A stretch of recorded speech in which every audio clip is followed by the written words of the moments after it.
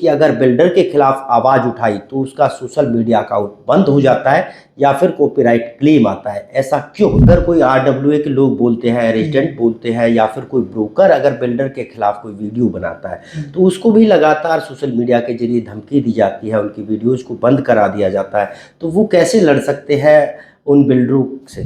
RW से जुड़ा हुआ लोग है जो लगातार परेशान है, अगर कोई आवाज़ उठाता है सोशल मीडिया पे और उसको जब बंद किया जाता है तो पहले कॉपीराइट क्लेम आता है या फिर कई बार उसका चैनल या उसका पेज भी जो है वो बंद कर दिया जाता है। तो उससे कैसे निकल सकते हैं और कितना इसमें वक्त आपकी बात करें तो कितने आपने ऐसे केस जो है आप तक सॉल्व किए हैं या फिर कोई हमारे दर्शकों को उदाहरण के तौर पर एक दो केस समझा सके किसी डेवलपर का जो आपने किया हो, कितना वक्त लगता है इसमें?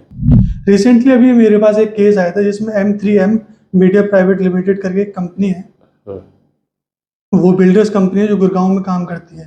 तो उसने हमारे क्लाइंट की काफ़ी सारी वीडियोस लगातार कॉपीराइट इन्फ्रिंज कराने में टेक डाउन करा दी थी। इसमें हम एक चीज़ और कर सकते हैं, कभी कभी हम देखा जाता है कि यूट्यूब है वो हमारी जो वीडियोस है उसको रिस्टोर नहीं कर रहा है। तो रिस्टोर करने के अगर वो रिस्टोर नहीं कर रहा है तो इसके लिए हम हाई कोर्ट जा सकते हैं। क्या ऐसा भी है कि किसी डेवलपर, किसी बिल्डर ने या किसी आम आदमी ने किसी की वीडियो पर स्ट्राइक लगा दी या उसका पेज बंद करा दिया तो फिर उसके खिलाफ उसको नोटिस भी भेजा जा सकता है डेवलपर को, बिल्डर को? जैसे कि अभी इसमें हम दो काम कर सकते हैं। जो अभी हमने किया, कॉपीराइट का जो नोटिस है वो हमने यूट्यूब को भेजा, ठीक है। इसके अलावा जो बिल्डर है जो हमें धमका रहा है या जिसने हमारी टेक डाउन किया है वीडियो को, उसके खिलाफ भी हम लीगल नोटिस भेज सकते हैं, जिसमें हम लिखेंगे कि अगर आप बार बार ऐसा करते रहेंगे तो हम इसमें मानहानि का केस भी कर सकते हैं, डिफेमेशन का केस भी कर सकते हैं और थ्रेटन का क्रिमिनल केस भी इसमें बनते हैं।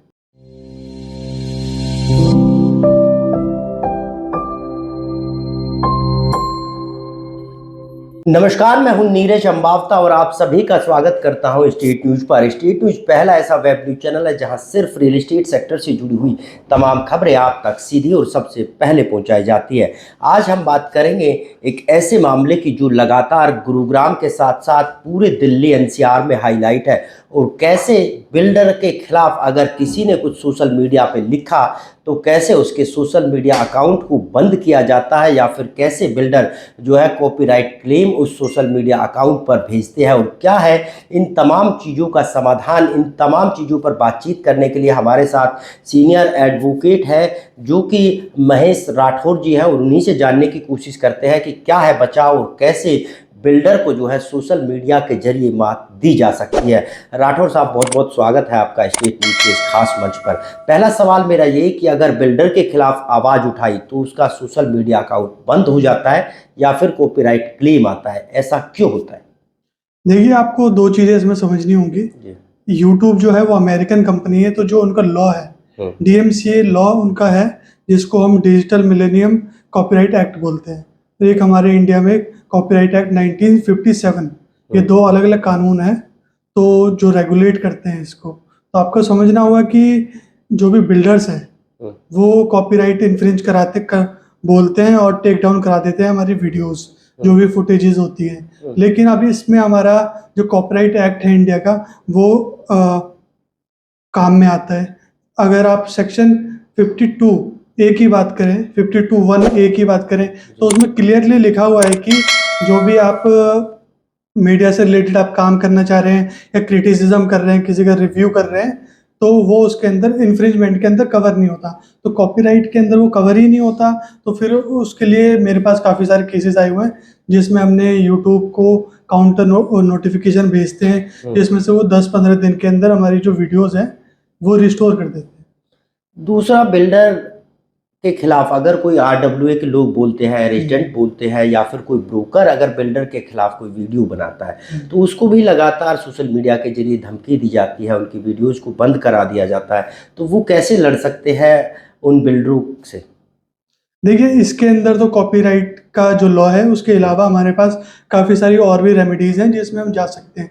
जैसे कि आपने बोला कि उनको डिफेम किया जाता है, उनको थ्रेट किया जाता है और उनको अलग अलग लीगल रेमेडी, जो लीगल कोर्स ऑफ एक्शंस हैं वो लेने की बात की जाती है। इसके अंदर हम उनके ऊपर डिफेमेशन का केस डाल सकते हैं।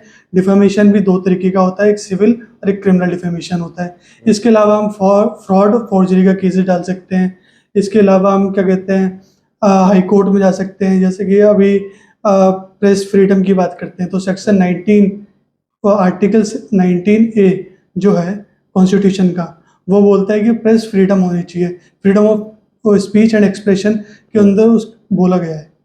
अगर प्रेस की बात छोड़े, कोई आरडब्ल्यू से जुड़ा हुआ लोग है जो लगातार परेशान है, अगर कोई आवाज़ उठाता है सोशल मीडिया पे और उसको जब बंद किया जाता है तो पहले कॉपीराइट क्लेम आता है या फिर कई बार उसका चैनल या उसका पेज भी जो है वो बंद कर दिया जाता है, तो उससे कैसे निकल सकते हैं और कितना इसमें वक्त लगता देखिए, आपने 2 क्वेश्चन इसके अंदर पूछे हैं।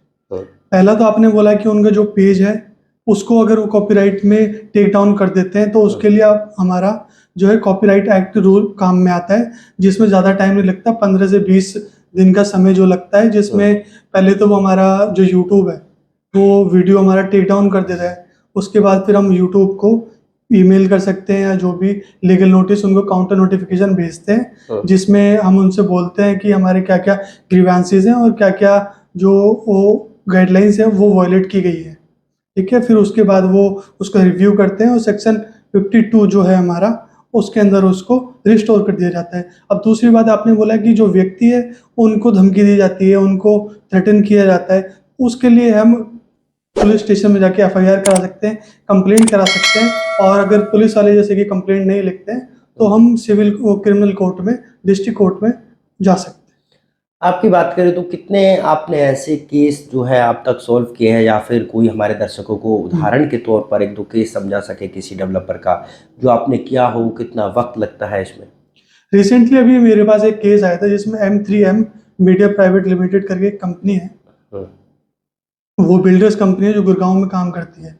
तो उसने हमारे क्लाइंट की काफ़ी सारी वीडियोस लगातार कॉपीराइट इन्फ्रिंज कराने में टेक डाउन करा दी थी, जिसका फिर हमने काउंटर नोटिफिकेशन फाइल किया और 10-15 दिन के अंदर वो हमारी वीडियोस वो रिस्टोर हो गई। क्या लगता है कि बिल्डर ये इसलिए करते हैं कि जब कोई मामला उठता है तो इसमें 15-20 दिन का वक्त लगता है जब तक कॉपीराइट क्लेम आ जाए, फिर उसके बाद अगर वीडियो चल भी जाती है तो फिर तब तक वो मामला दब जाता है? हाँ, हाँ, आप बहुत सही कह रहे हैं। इसमें हम एक चीज़ और कर सकते हैं, कभी-कभी हम देखा जाता है कि यूट्यूब है वो हमारी जो वीडियोज़ है उसको रिस्टोर नहीं कर रहा है।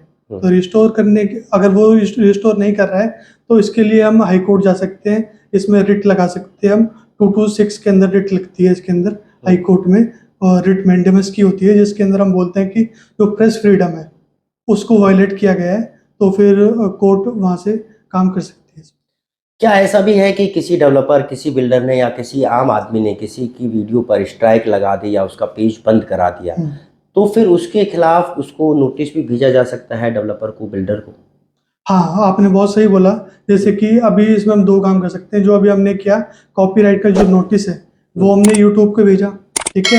इसके अलावा जो बिल्डर है, जो हमें धमका रहा है या जिसने हमारी टेक डाउन किया है वीडियो को, उसके खिलाफ भी हम लीगल नोटिस भेज सकते हैं, जिसमें हम लिखेंगे कि अगर आप बार-बार ऐसा करते रहेंगे तो हम इसमें मानहानि का केस भी कर सकते हैं, डिफेमेशन का केस भी कर सकते हैं और थ्रेटन का क्रिमिनल केस भी इसमें बनते हैं हमारे। एक चीज़ और हमारे दर्शकों को ज़रा आप समझाइए कि अगर किसी के चैनल पर, पेज पर या किसी के पर्सनल ब्लॉग में कोई कॉपीराइट क्लेम आता है, तो वो क्लेम क्यों किया जाता है और कैसे एक बिल्डर जो है वो कर सकता है? क्या उसका एक्ट है, क्या रूल रेगुलेशन है?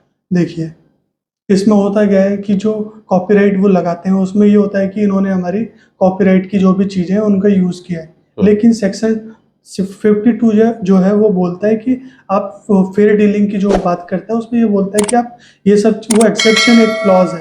उसके अंदर वो यही बोलता है कि अगर आप जो जो फ़ोटोज़ हैं, वीडियोज़ हैं, उनका फुटेज का इस्तेमाल कर रहे हैं फेयर डीलिंग के अंदर। फेयर डीलिंग का मतलब ये होता है कि आप उसको क्रिटिसाइज़ करने के लिए, जर्नलिज़्म के लिए या रिपोर्टिंग के लिए या अपने किसी पर्सनल यूज़ के लिए आप यूज़ कर रहे हैं, तो वो उसका इन्फ्रिंजमेंट नहीं माना जाता।